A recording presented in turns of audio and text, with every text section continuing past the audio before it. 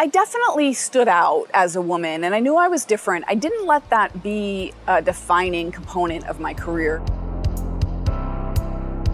I felt that talking about being a woman or being a woman in a male-dominated industry was something I didn't want to highlight. You know, I sort of downplayed that. I wasn't very active in groups focused on raising the profile of women because I felt like my gender shouldn't define me, and I didn't want anyone else to see me as different. That's an area where I've shifted gears because I am different, and that's okay. And our differences are what create more value for the organization. And having a diverse group of perspectives sitting around a table is really helpful for your business. You made history when you became the first woman to take the helm of this company.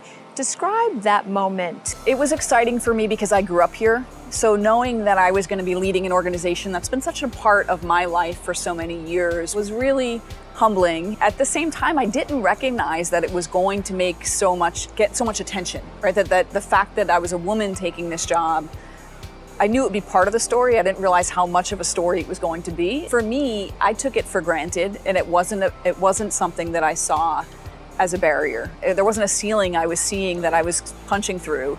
But if somebody else isn't feeling that way and I can help them get to that place where they don't think of it as a big deal, then that's a good thing. The trading floor obviously is synonymous with Wall Street, but it is a very different work environment than most people experience in their careers.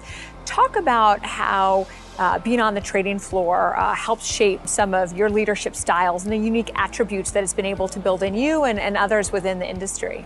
Things happen pretty quickly, so you need to communicate very directly and clearly. And so we don't spend a whole lot of time adding a lot of flowery language just to make things sound nicer. You just kind of get right to the point. When you're dealing with so much money that's changing hands on the trading floor, you need to make sure that you are, one, being clear, and two, if there is an issue, you're accountable. And it's not about pointing fingers or figuring out whose fault something is. You just own it and move on. Had you struggled with moments of self-doubt or questioned what you wanted to do or your skills at points in your career? I left the trading floor in 2005 and I chose to take some time off. I traveled, I went to culinary school, and when I came back to the industry later, those periods of time also informed me. What I learned is your skills are applicable in more than one place. I was leveraging working in a kitchen the same skills I was leveraging working on the trading floors, and being able to be a clear communicator and to work well under pressure, all of those things you can apply to so many different places. And I think if you are willing to have a career that's nonlinear,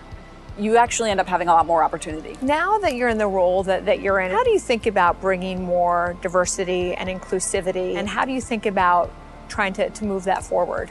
I feel very strongly that you have to have a team that has different perspectives and different views, and having that diversity of thought is really what drives how I've built this team. And I'm one of those people that wants to go out and hire people who I think are better than I am, because I feel like if you surround yourself with a really competent team, you're gonna make each other stronger. And I think you can learn from anybody in the organization, above you, below you, and I think you ought to. If you were to write a letter to your younger self when you were just starting out in this industry, what advice do you wish you had known then? That taking risk is okay, and that failure is okay.